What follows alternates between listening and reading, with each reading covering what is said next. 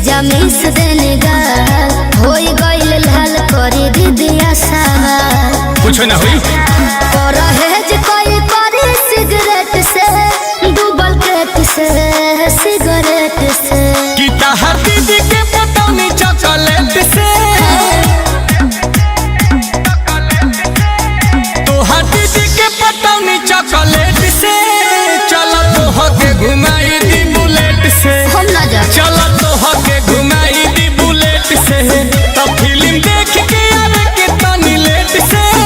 चलो तोहके घुमाई दी बुलेट से चलो तोहके घुमाई दी बुलेट से के बैठबू की ऐठबू कहीं का दीदिया से तो तोरे उठा छोड़ा दे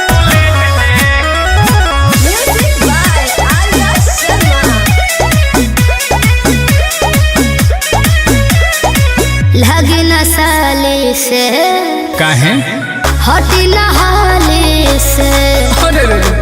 मुँहवे जर जाई अरे बाप रे बाप दूध के छाले से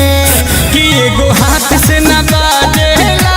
सुनो ना होई ताली हो साली जी जाके खातिर होली जहाँ तो घरवाली हो अभी जाई होने लाए तनी लेट से काहे? सरगेट से तनी लेट से कि तहर दीदी के पटौनी चॉकलेट से तहरा दीदी के पटौनी चॉकलेट से चलो तोहके घुमाई दी बुलेट से हम नहीं चलो घुमाएं। तोहके घुमाई दी बुलेट से हटी। आईफोन दिलवाई को मेरेट से चलो तोहके घुमा दी बुलेट से चलो तोहके घुमा दी बुलेट से ए चलो ना हटो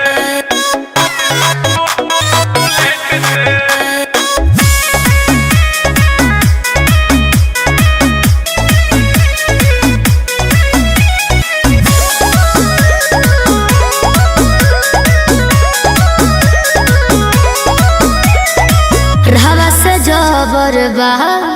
के ओकर खबर बा के कर फेरा में जौन परी काहे हमारो लभर बा पहले से दिल नील के नया से तोरा तोहर हई जी जाजी चलो साथे हमारे हाथ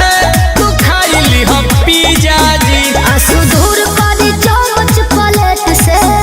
डिनर सेट से हाय प्लेट से कि तहर दीदी के पटौनी चॉकलेट से तोहर दीदी के पटौनी चॉकलेट से चलो तोहके घुमाई दी बुलेट से बोलाई कि का चलो दीदी? तोहके घुमाई दी बुलेट से मजा तोहरो भेटाई हो भेट से चलो तोहके घुमाई दी बुलेट से कि चलो तोहके घुमाई दी बुलेट से अरे का फिल्म बारू पेट्रोल पंप अपने बा तेल के कमी ना होई हाँ तो चली